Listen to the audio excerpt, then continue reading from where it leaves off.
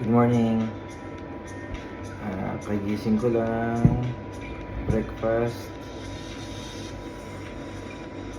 So, I have longganisa from Philippines. Hindi ako masyadong marunong. Pero okay naman. So, yung likod parang medyo sunog. And galing ito ng Pilipinas nung nagbakasyon ko. Tapos yung egg medyo hindi siya white kasi kung saan ko niluto to, doon ko din niluto tong itlog. So yung itlog, 3 pieces. So binili ko to sa Viva. Yung mura doon, Viva Supermarket. So meron siya sa Jumeirah. Ang napuntahan ko lang Jumeirah and Satwa. Pero yun. So ketchup and ayoko ng suka or tinatamad ako kumuha ng suka. So meron bagong. So we'll try. So kain tayo guys. And then yung rice ko merong fried garlic. So yun. Breakfast natin and coffee. So lalagyan ko siya na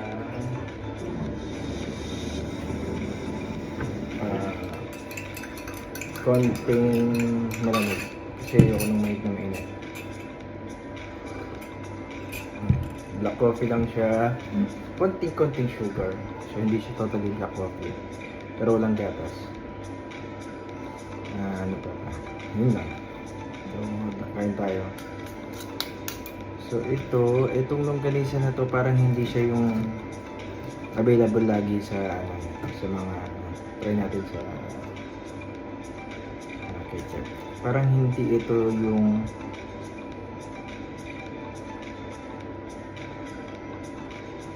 yung laging available sa mga supermarket. I mean, yung mga palengke, public na palengke. Iba-iba yung nila, iba-iba yung malongganisa nila.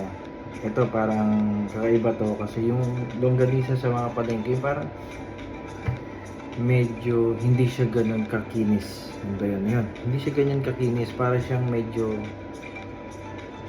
kita mo yung texture niya.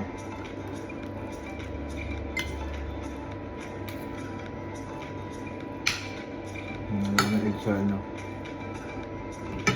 sa kanan.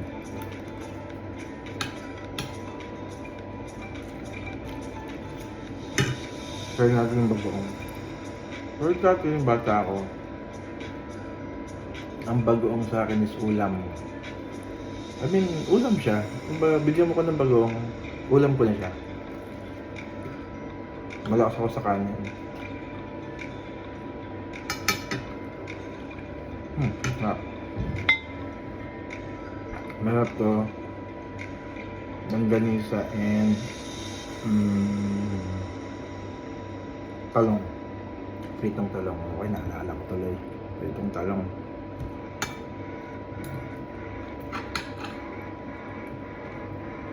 So yun.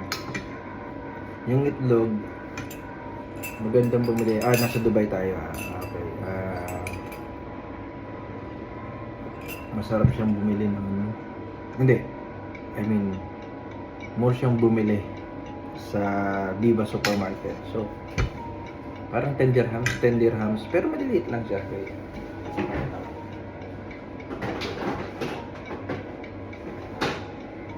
Ganito siya ka-small. Liit lang siya. Small siya. Nakasulat naman small. Tapos, nakasulat naman small. So, hindi ko naman kailangan ng malaki. Kasi yung mga normal size, 17, 15, ito 10, parang sakto lang. Kasi minsan, I mean, hindi naman ako palagi nagluluto ng egg. Kaya minsan, pag bumibili ako ng mga gano'n, na-expired lang. So, parang ito, maliliit. So, parang magluto ko ng 3 sa kada kain ko, 3, 4. At least nauubos ko siya, nakukonsume ko siya. Hindi siya nasasayang. So So, yun. Tipid na ako dun sa pagbili ko sa kanya, sakto lang din yung small sa akin. So, depende. Kasi yung iba naman, malakas naman mag-egg. So, siguro okay sa kanila yung 14, 16, 17. Sale yung pinag-usapan natin. All na prices na sinabi ko is sale. So, yun. Meron naman sa Wesson. Ano pa ba? Yun lang. Masarap naman. Ano yun? Sorry, hindi pala. Lahat naman pala. Pares lang naman sila yung lasa ng mga egg. So, okay naman. Ibig ko sabihin. So, yun. Small, pero hindi mo lang malakas sa egg. So, okay lang. Saka parang minsan pag masyado malaki, parang nakakaumay na siya. Yung malalaki kasi, halimbawa, minsan boiled egg, yan, doon ko nauubos siya madalas. Pero sa itong prito bira, sa boiled eggs, pag isa or dalawa na malaki, parang susuya na ako dun sa pangalawa. Hindi ito dito, parang tatlo, parang maliliit siya. So, sakto lang, parang ganun. Sarap na lang kanina siya ito.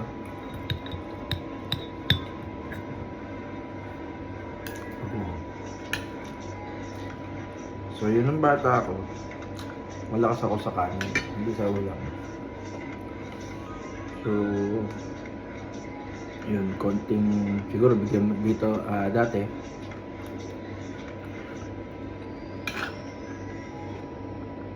bigyan mo lang ako ng isang slice ng maling. Maling is the spam of the Philippines. Bibusog na ako doon. May sobra pa. So, parang konti-konti. Yun yung kalahati, yun yung last. Yun yung parang last na kakainin ko. Pero wala. Okay. And then later on, parang one time may nakapagsabi sa akin na, lakas mo sa kanin. Payat ko noon nung bata ako. Hindi kito katawan ko kasi payat. Pero masasaw sa kanin. Pero payat ako. Tapos sabi niya, ba't ang lakas mo sa kanin? Tapos ang konti mo sa ulam, gawin mo, damihan mong ulam. Then less sa kanin. Kasi mabubusog ka rin naman sa ulam. Plus, yung mga vitamins daw nasa ulam. Kapag nandun yung vitamins, yung sa kanin yata carb lang yung nandun na. Parang consume ko daw yung ulam, mas madaming ulam. So yun, lalo na nung napunta ako dito sa Dubai kasi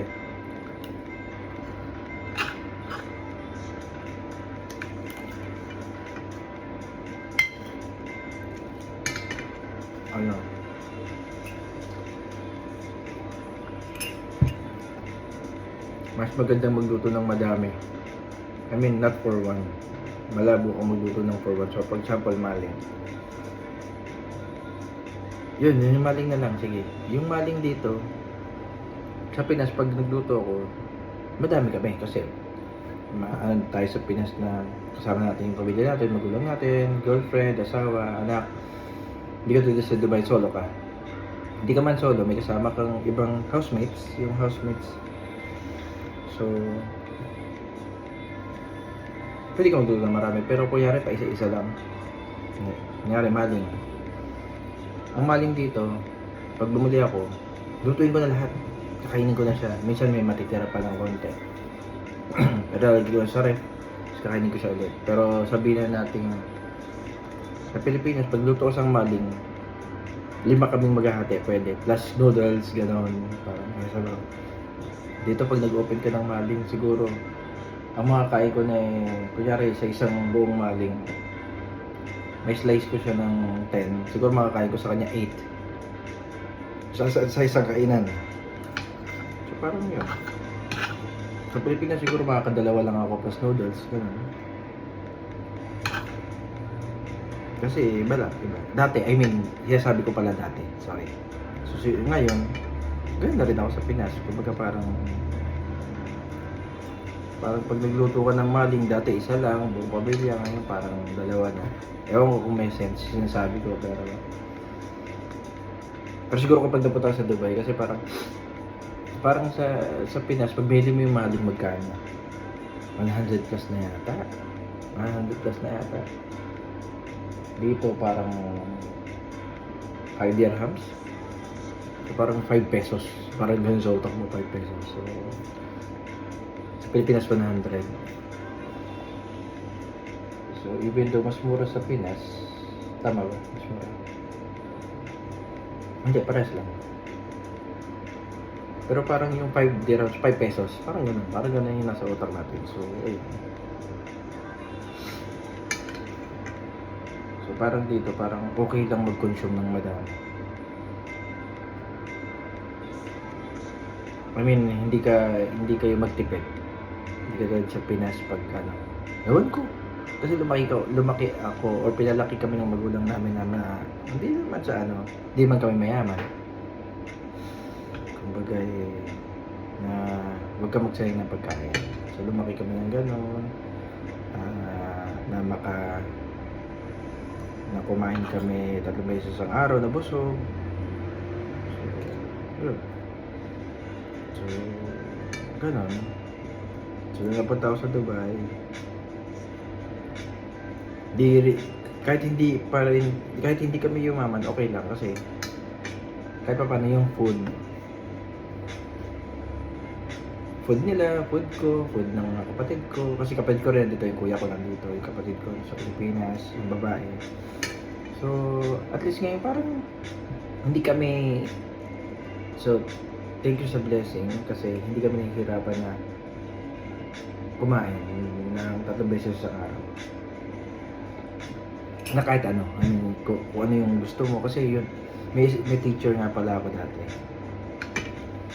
Nung college ako, sabi niya sa akin,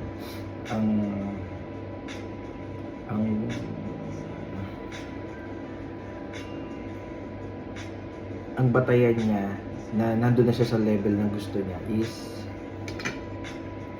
if maglalakad sila sa mall ng pamilya niya soon. Kasi wala pa siyang asawa. Bata pa rin siya na that time. Bata ako, pero bata siya as teacher. Parang gano'n, parang hindi gano'n yung edad ng mga teacher nung araw. Kaya lang siya, bata siya. So, sabi niya, yun daw gusto niya. So, nung magdakad sila sa mall, pag nakita sila na restaurant or kainan, tara kain tayo. Hindi yung, ay wag, mahal yan. Yun, parang yun yung pag nandun siya sa mall, na pag nakita sa restaurant, tara kain tayo. Hindi yung, ay, wag na, mahal yan, doon tayo sa isa, doon tayo. Yun yung, pag hindi na siya ganun. Kasi parang, at that time, ano pa siya, so gusto niya, parang ganun. Kumbaga, naglalakad sila, ay, gusto ko ng ganito, nag-crave ako sa ganito, nag-crave ako sa steak, nag-crave ako sa ganito. Hindi man everyday, pero, meron sa mall sila, kung saan nila gustong kumain, doon sila kakain, without checking the prices. So, yun yung batayan na hindi ka man talagang mayaman na dahil sakyan, dahil bahay, malaking bahay, ganyan. Yun yung batayan niya na napakasimple pero ang galing na naglalakad ka, gusto ko dito kumain, kain tayo dyan, hindi yung nagkwenta, ay, magkano ba dyan, magkano ba yung isa dyan, magkano yung ganito dyan, magkano yung ganyan, sulit ba, walang ganon. Kumbaga para experience mo yung kakainan mo, ganon nandun ka sa estado na yun, okay na. Which is sa akin, galing yun, okay yun.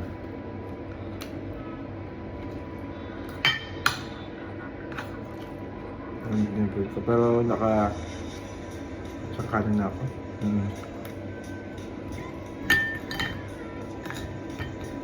Ang galing nung luto mo, para siyang burn yung likod niya sa noob. Bilan niya, perfect. So naiwan ko pa niya. Nagbabrowse ako. Ba't yun, no? Parang pag nakabantay ka dun sa piniprito mo, parang tagal. Baliktad ka ng baliktad, walang nangyari, hindi siya nagbabrown, hindi siya nag-golden brown. Pero parang sila mo sarili mo na, taga iwan ko saglit, mag-browse lang ako. Pag-browse mo ganyan, narinig mo siya, parang nagka-fry, gano'n. Parang yun yung sounds. Parang ano mo na, uy, luto na agad. I mean, yun yung hinihintay mong sounds eh. Pag ano mo, sunog na. Nakaka-browse mo lang. Pero pag nakatuto ka, naiinip ka. Galing, no? So yun yung nangyari. Nakatutok ako dito sa... Sorry. Nakatutok ako dito. Nakatutok ako dyan. Yung parang nakaganyan ako. Hindi ako nagpa-browse or something like that. Pero once na naapektuhan ka na ng social media, ayan na mangyayari. Sunog siya yung kabila. Hindi naman ano, pero okay lang siya. Kasi sugar naman yun. Parang, sorry, ang longganisa kasi parang alam ko para siyang may sugar. Para siyang tosino, di ba? So parang pag nasunog siya yung labas, mas mabilis siya masunog sa labas. Mas mukha siyang sunog sa labas. Pero, hindi naman siya sunog sa loob. So, para pakita ko sa inyo. Ayan, ayan. Diba? Hindi naman siya sunog, pero masarap din naman. Masarap yan.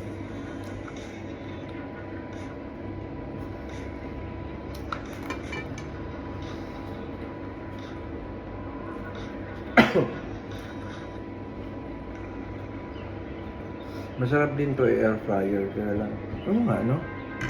Nakalimutan ko na yung air fryer namin. Dati nauso yun eh, no? Parang last year. Lahat na lang air fry mo. Air fry.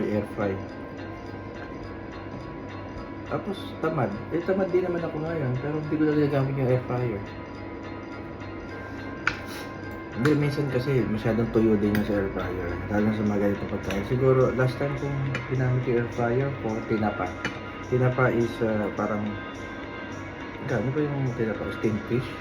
Or something like that. Hindi ko alam, sorry. Pero yung tinapa, bibili kami sa Pinas, naka ano lang siya, frozen. Malaki itong bangos, itong bangos. Frozen. So, nakadain siya. Pero tinapa na siya, yung parang gold yung, parang siya luto na. So, luto na siya siguro, pero ipiprito mo raw. Pero kung hindi ko siya piniprito na sa ano, so, yun, doon ko ginamit yung air fryer last time. Pala. Kasi parang napaka ano kung iprito ko siya parang ewan ko parang hindi siya pang prito, parang siya pang init, parang gusto mo siya steam. Something like that. Maganda ko siguro kung may steamer ka. Pero yun, air fryer na lang ginamit ko. Kaya lang minsan di mo nakokontrol. So kailangan mo pa rin ng konting oil for that. So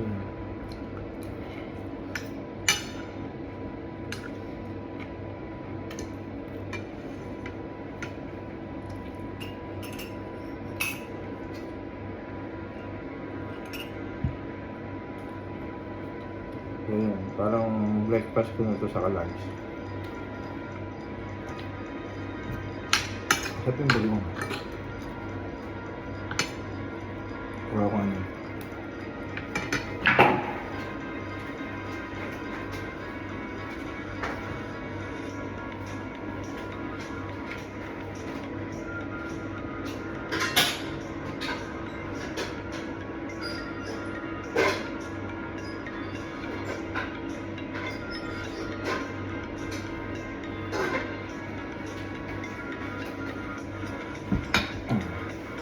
Second batch. Pero hindi nito ganun kasing dami yung kanina. So yung bagong sayang, pusin ko to. Ang init. Musok. Ayun. Yung bigas. Magandang bumili sa Viva din. Nabili ko yata to 11 for 5 kilos. Jasmine rice. So, yung kulay blue yata to. Pero mas masarap daw yung red, kaya lang that time mahal. As yun, hindi siya mahal. 16 or 15. So, yung blue, pares lang naman na Jasmine rice. So, binili ko na. So, 19 minutes. So, isa ko ng vlog ko, sabi ko 20 minutes. Yung isang vlog ko. So, ibig sabihin na edit. So, siguro soon pag may time na ako or may nag-view sa akin or may mga interesado na sa video ko, siguro that time pwede na akong mag-edit, maglagay ng mga something like that na mga effects. So ngayon parang gusto ko lang kwentuhan, parang ganun. Wala akong minsan ma-content kasi parang wala pa nagtatanong. So siguro pag may tanong mas maganda, may interactions. So ito pa siguro pagkain ko. Thank you sa pagsama 19 minutes and 51, 52. So 8 segundo na lang. Bye bye. See you next time. Thanks.